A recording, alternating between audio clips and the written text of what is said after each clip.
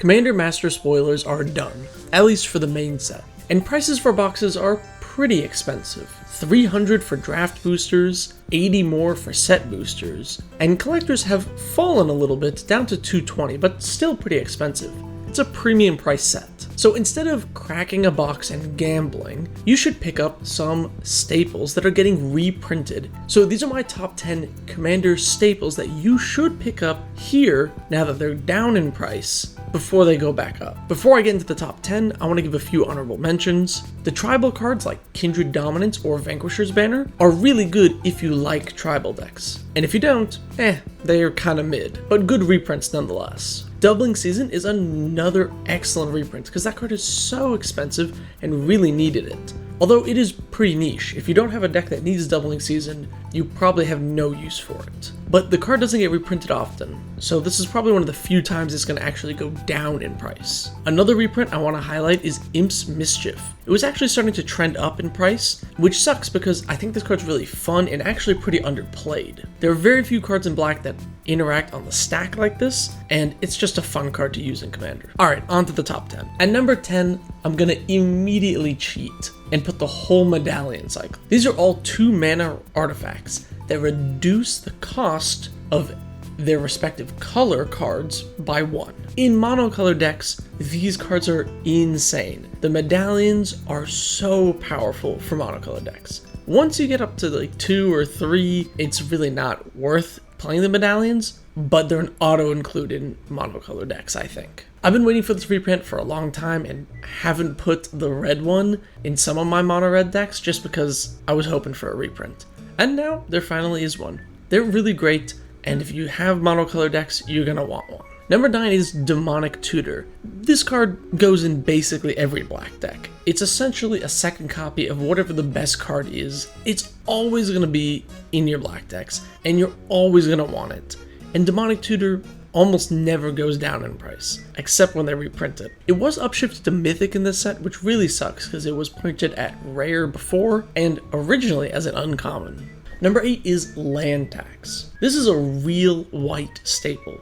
It's great card draw in your mono white decks or just white based decks. Allowing you to grab 3 basics every single turn is so good. And if there's a green player at the table, you're almost always going to get your basics. Never missing a land drop is super useful, and there are tons of other shenanigans you can do. When you combo Land Tax with cards like Scroll Rack, it becomes incredibly powerful card advantage.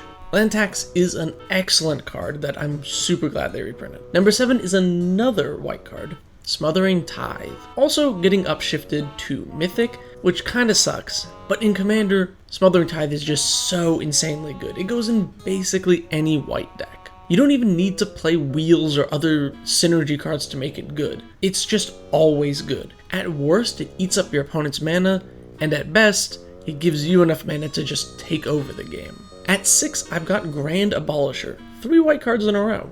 This creature shuts your opponents out of interacting with you during your turn.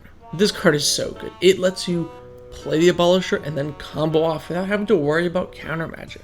But you don't even need to be a combo deck for Abolisher to be good. Just playing it and then getting to attack your opponents, and you know that they can't do anything tricksy to mess with your attack, is also really good.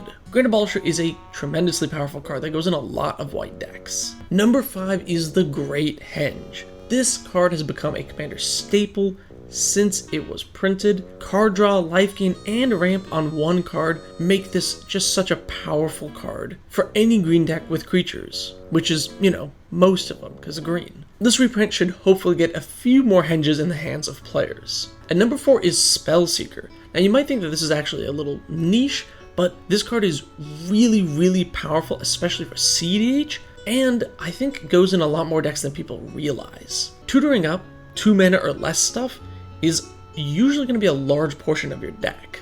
It grabs all sorts of useful cards like Demonic Tutor and many of the other tutors, or other things like Heroic Intervention. Spellseeker also works well in blink decks, allowing you to repeatedly tutor up counter spells. It's just so good, and I think not enough people have tried it out because it's been an expensive card for a while, so most people don't want to just buy one to test it and see if it works. I'm telling you though, it's better than you think.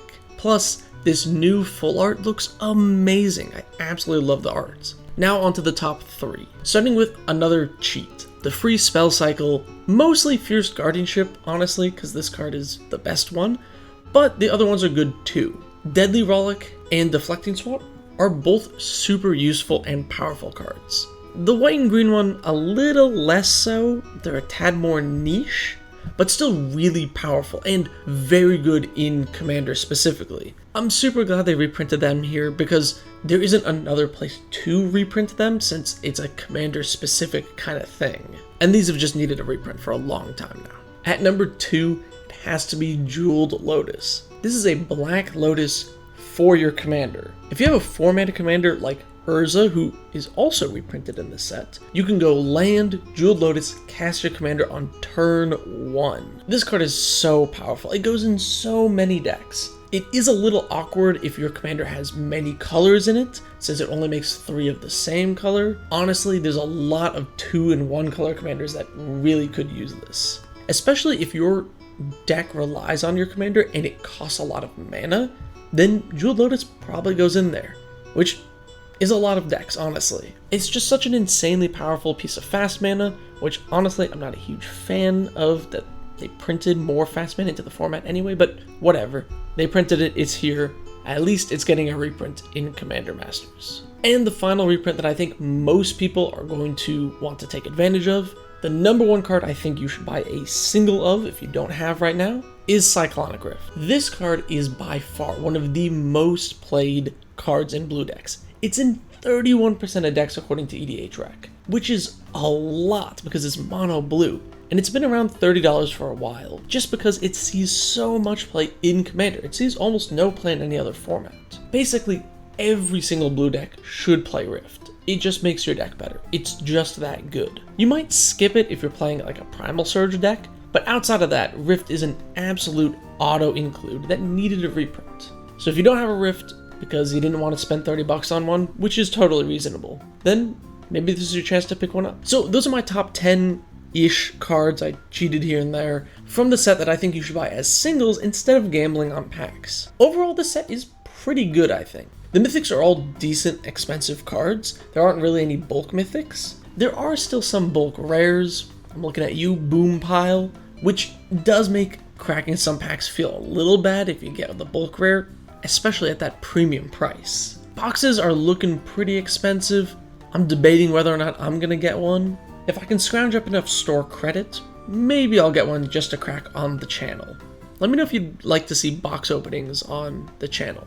And what do you think of these profile art cards? I think the Grenzo and the Azusa one are both gorgeous. The art is phenomenal on both of those. Grenzo is one of my favorite commanders. I made a whole video about him here. I'll put a card. You should check that out. This set does have other great cards that could have made this list, so let me know what I missed as a staple on this list, or just what you're excited to see get reprinted. Thank you so very much for watching. Subscribe for more.